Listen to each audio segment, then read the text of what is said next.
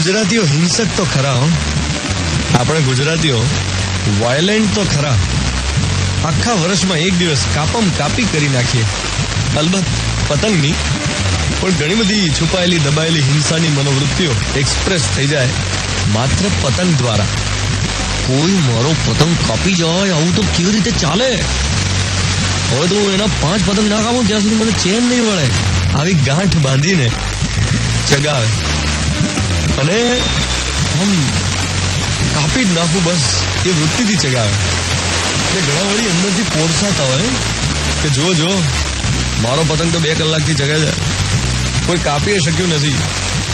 આસમાન સાફ કરી નાખ્યું છે મેં તો, ટચ કરવાની હિંમત નથી. જો જેટલા પણ લોકો આ રીતે બહુ ખુશ થતા હોય ને કે જુઓ કેવો જોરદાર ચગ્યો છે મારો પતંગ, છે કોઈની હિંમત એને ટચ પણ કરવાની? આજુબાજુ કોઈ ફરકી ના શકે એવો પતંગ છે મારો. આવા બધા લોકો એક વાત સમજવી જોઈએ કે કોઈ પણ પતંગ સતત ઉપર રહી શકતો નથી.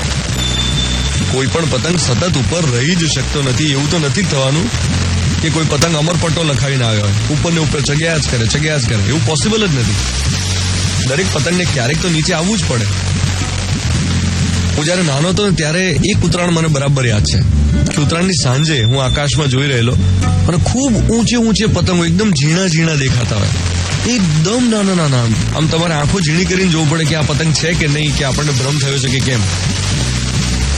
અને એ વખતે મને પહેલી વાર આ વિચાર આવેલો કે આ પતંગ શું ઉપર જ જયા કરશે કે પછી ક્યારેક નીચે આવશે?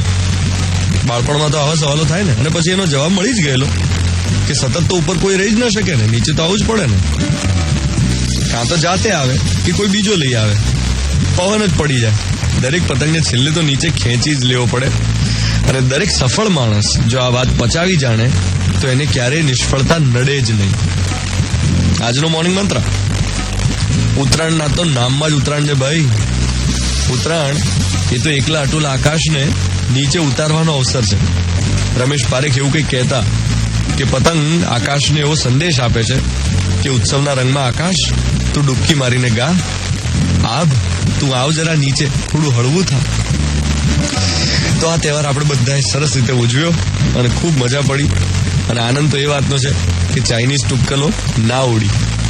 એટલે હવે થોડી ઘણી ઉડી તો એ બરાબર છે, બાકી નિયમ પાલન થયું એ વાતનો ખૂબ આનંદ છે. બાકી આપણા દેશમાં આ રીતે નિયમ પાલનો ક્યાં થતા હોય છે તહેવારના ટાઈમે? 7:15 થવાની છે. મિર્ચી 98.3